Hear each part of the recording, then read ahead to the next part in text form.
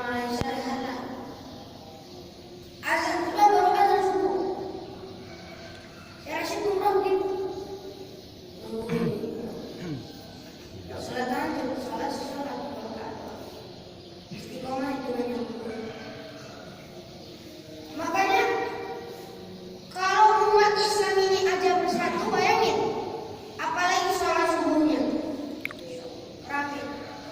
Itu baru Yahudi takut, orang kafir udah takut. Itu salah satu ciri takutnya. Alhamdulillah atas nikmat Allah yang kita berikan pada subuh kali ini, hadir di sini dalam nikmat Allah Subhanahu wa taala. Alhamdulillah semuanya sehat. Sehat enggak semuanya? Sehat. Sakit Allah sembuhkan. Kalau sakit jangan sebut QS, tapi sebut dah agak sabun. Semoga kita hidup semua dengan Allah Subhanahu wa taala. Salawat dan salam tidak lupa kita hadiahkan kepada junjungan Allah kita Nabi Muhammad sallallahu alaihi wasallam.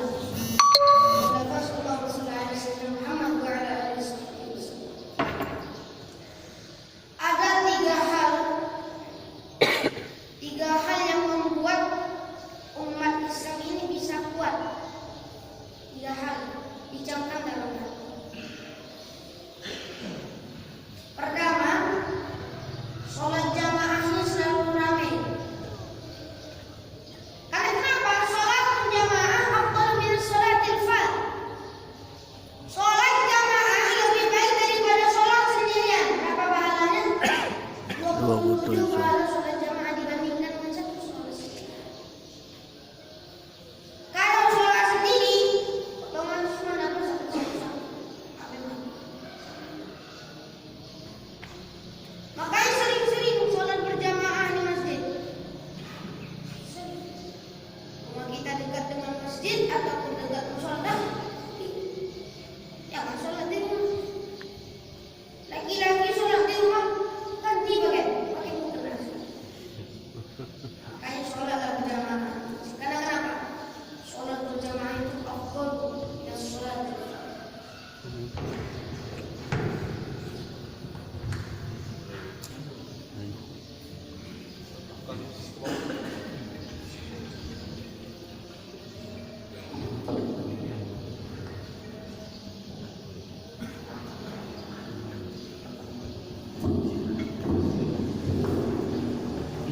turun.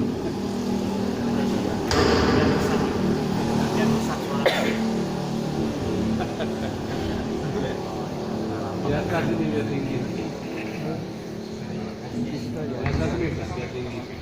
Ini artinya mana? Bismillah.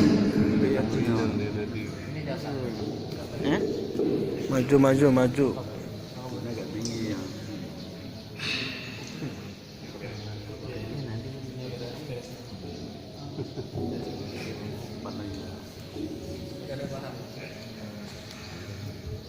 Makanya amalkan sesuai apa yang dikatakan Nabi. Sholat jamaah lebih baik daripada sholat sendirian. Jadi ada kisah ulama dari Kufah ataupun dari Baghdad mimpi ikut lomba pacu kuda. Jadi orang lain kudanya pada lari, dia sendiri susah untuk lari. Ditanya, kenapa kamu lakukan seperti ini? Karena engkau sholat di rumah, tak sholat berjamaah. Kalau ada tamu yang datang, jangan ajak bicara dulu. Kenapa? Sholat lebih utama daripada bicara. Ada tamu dari luar, sekalipun presiden lalu gubernur, sholat apa? Ibadah yang dihisab pertama itu sholat, Pak. Sholat, karena tak ada sholat. Itu bukan saya yang mengatakan, tapi Nabi sendiri yang mengatakan. Awal ma yuhasibu bihi al-'abdu as-shalah. Yang pertama kali dihisab itu adalah sholat. Kalau sholatnya baik, dia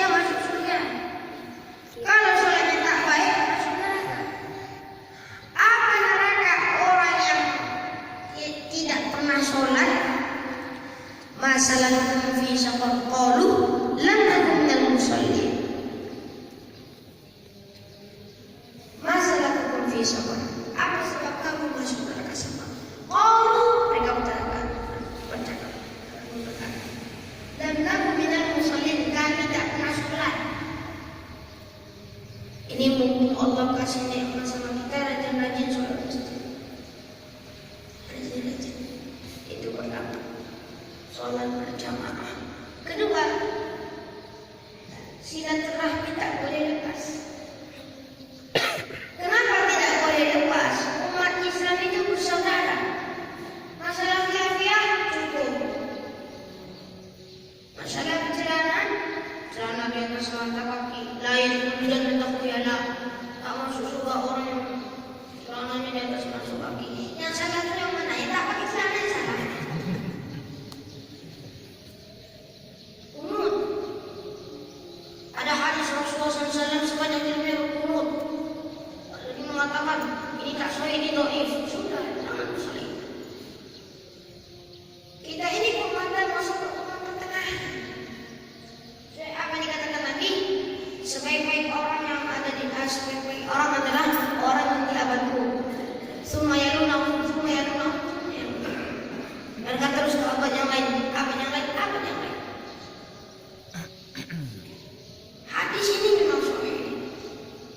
Tapi jangan umat Islam ini tergerut dengan masalah khilafiyah. Karena umat Islam ini tidak akan bersatu sampai hari kiamat, sampai Imam Mahdi datang. Kalau masalah khilafiyah terus. Makanya sudah stop masalah khilafiyah. Tunjukkan bahwa umat Islam itu bersatu. Wal takum minkum ummatun yad'una ilal khair. Jadikan umat bersatu itu umat yang mengajak kepada kebaikan, bukan umat yang mengajak kepada kejahatan. La yadkhulul jannah, tidak akan masuk surga qati'ur rahim, orang memutus tali silaturahmi. Tidak silaturahmi. Assalamualaikum. Malah Nabi sendiri bilang, tidak beriman orang yang tidak memberikan makanan kepada tetangganya, maka tak beriman. Kasih makanan sama tetangga saya. Enak-enak kasih tetangga di sekolah, di sini. Kita kasih makanan. Mana Nabi sendiri bilang, la yadkhulul jannah, ataupun tidak beriman. Tak beriman. Makanya kasih kalau saudara kita lapar, saudara kita merasa kekurangan makanan, kita kasihkan.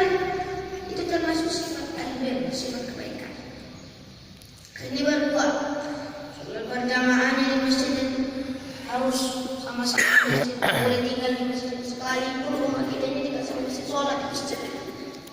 Kedua, umat Islam ini silaturahminya nggak boleh lepas ataupun ukhuwah. Sekalipun berbeda-beda, mau dari Aceh, mau dari manapun, mau dari Minang, mau dari mana, tetap kalau itu saudara kita, innamal mu'minuna ikhwah, kalau saudara kita itu saudara kita. Tidak ada yang membedakan antara saudara kita. Ini untuk umat Islam yang putih, ini untuk umat Islam dari Afrika, dari Asia. Tidak. Mau hitam, mau sawo yang putih. Umat Islam tak ada membeda-bedakan. Umat Islam itu satu, tak boleh berpecah. Ini enggak. Sudah satu umat Islam tidak bisa. Ini adalah termasuk tanda-tanda akhir zaman. Umat Islam tak mau bersatu. Hanya sibuk masalah. Tak mau bersatu. Terakhir dan ketiga, tadi sholat berjamaah di masjid. Kedua, ukhuwah, tingkatkan ukhuwah. Yang ketiga, ajak orang berbuat kebaikan. Ciri-ciri umat Islam. Umat Islam itu bukan mengajak kepada kekerasan. Coba lihat Nabi dakwah apa kasar? Lembut. Nabi itu dakwah dengan lembut. Islam itu ada 5 perkara. Pertama itu syahadat, kedua sholat, ketiga zakat,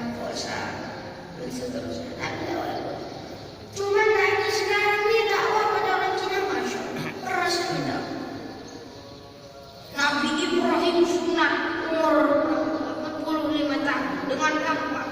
Kenapa orang Cina tidak takut masukan? Keras gitu. Islam ada 5 perkara. Hanya 5 perkara mau. Dakwah. Malah sampai kalau dakwah itu orang akan tertarik dengan Islam. Makanya ajak umat, sekalipun umat kita ajak kita masjid. Ayo masjid. Malah ada kisah seseorang anak muda sering ikut pengajian. Jadi dia masuk ke rumah kapolda. Pak, ayo masjid Pak. Pergilah sana Pak nama. Balik lagi. Pak, masjid dah. Pergilah. Baru yang ketiga. Pak, masjid dah. Ayolah. Ajak mereka, ayo. Qul hadhihi sabili ad'u ila Allah ala basiratin ana wa man ittaba'ani wa subhanallahi wa ma ana minal musyrikin. Surah Yusuf. Ini jalan kita untuk berdakwah. Berdakwah bukan hanya di mimbar ini bukan. Yang punya HP berdakwahlah dengan HP-nya. Buat video di Facebook, saudaraku. Mari kita bersama. Kenapa? Tahu bukan di mimbar aja. HP bisa, lewat apa bisa, berbicara kita kepada orang bisa. Kita lagi santai-santai, keluarkan ilmu dakwah kita dapat. Agar orang itu tertarik, agar orang itu bisa menjaga amar ma'ruf nahi munkar. Nah itulah nomor 3, amar ma'ruf nahi munkar. Ajak umat berbuat baik, ajak umat berbuat yang baik-baik yang dicintai oleh Allah, dan tinggalkanlah larangan-larangannya. Sholat, wajib, banyak ngaji, ayo ngaji.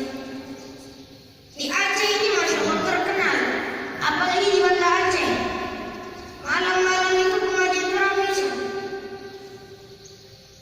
Yang memimpin itu Syekh Muda Tengku Samzir. Itu pimpinan Majelis Zikrullah Aceh. Setiap majelis taklim ramai terus, tak pernah sepi.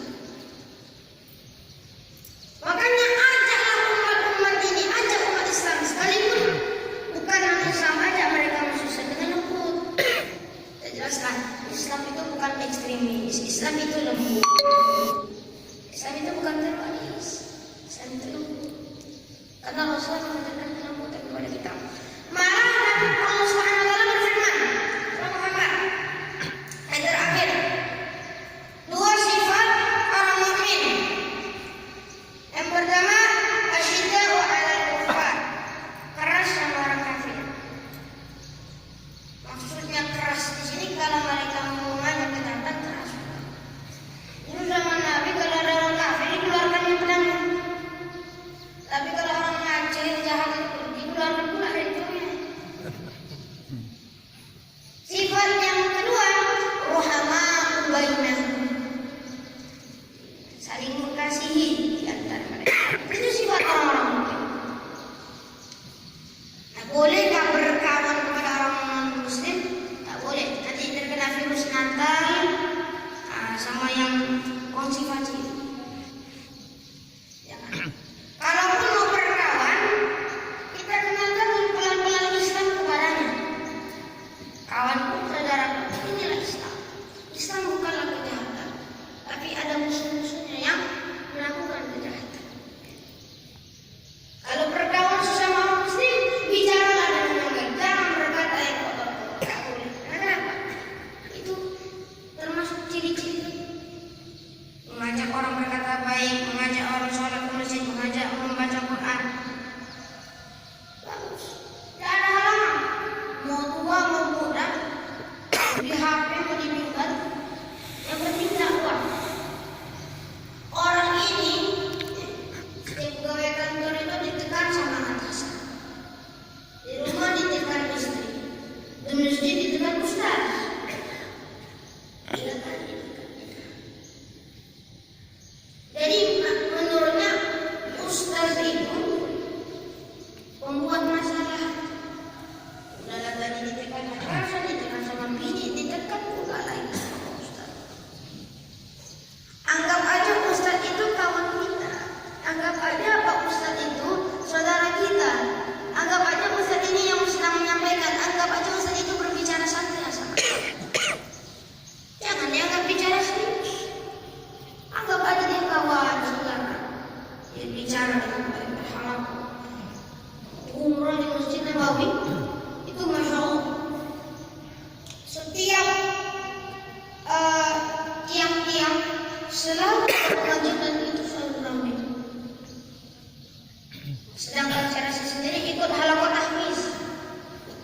Walaupun saya rasa sudah hafal Quran, tetaplah belajar.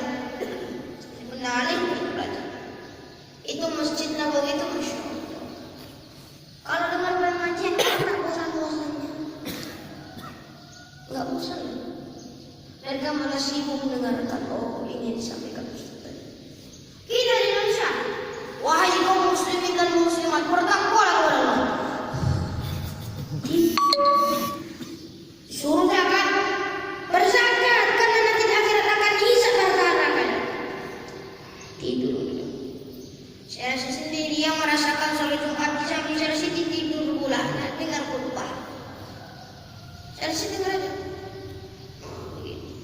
Makanya setiap khotib ada mimbar ini dengarkan, jangan tidur.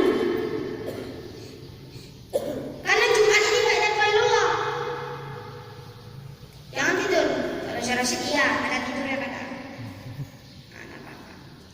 Ini adalah 3 ciri-ciri. Sholat berjamaah, wah jangan lupa, ayo ajak umat kepada kebaikan. Qul hadza wastaghfirullah li wa lakum. Ada satu ayat yang menceritakan tentang Allah itu tidak membebani kita. La yukallifullahu nafsan illa wus'aha. Dibacakan oleh Al-Hafidz Al-Qari Ustaz Jamaluddin. Semoga Allah menjaga beliau, Allah panjangkan umur beliau.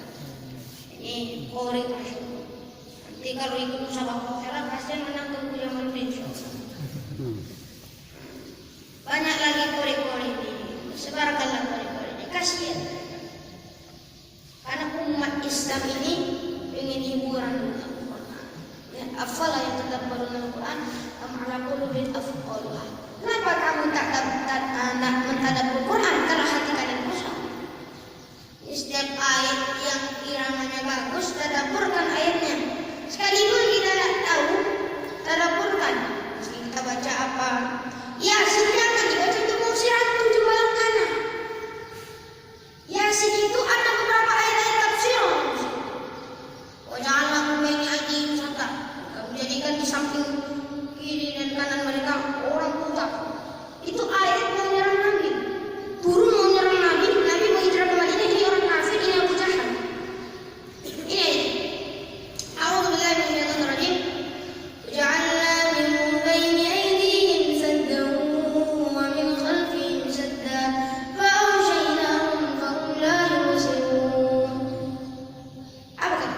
Kami jadikan di depan, samping, kiri dan kanan, dan belakang juga mereka buta. Tidak ada gini, tidak ada kanan kiri. Tidak. Mereka buta. Siapa yang butakan? Allah Subhanahu wa Ta'ala yang membutakan. Itu. Ayat itu Yasin. Cari ayat-ayat yang tafsirah, ayat-ayat pelajaran. Contoh surah Ar-Rahman. Marajal bahru yaltaqiyan bainahuma barzakhun la yabghiyan. Di Kordoba ada laut.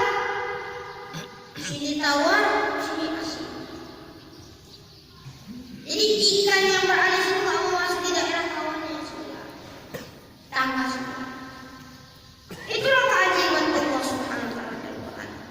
Fir'aun itu ada ayat yang menceritakan tentang Fir'aun. Kami abadikan kisah Fir'aun sebagai pelajaran bagi orang-orang mukmin. Surah Yunus ayat 95. Jadi ayat ini turunnya sama Nabi Muhammad. Belum ditemukan. Belum sama sekali dicari-cari enggak. Tahun 90-an ada ahli purbakala menemukan. Semua ahli purbakala kumpul. Semuanya sepakat. Inilah anak Ramses. Fir'aun itu belah. Fir'aun yang satu yang mengajar musuh ini namanya Ibnu Ramses, anaknya dari Ramses. Semuanya sepakat ini Fir'aun yang mengajar musuh.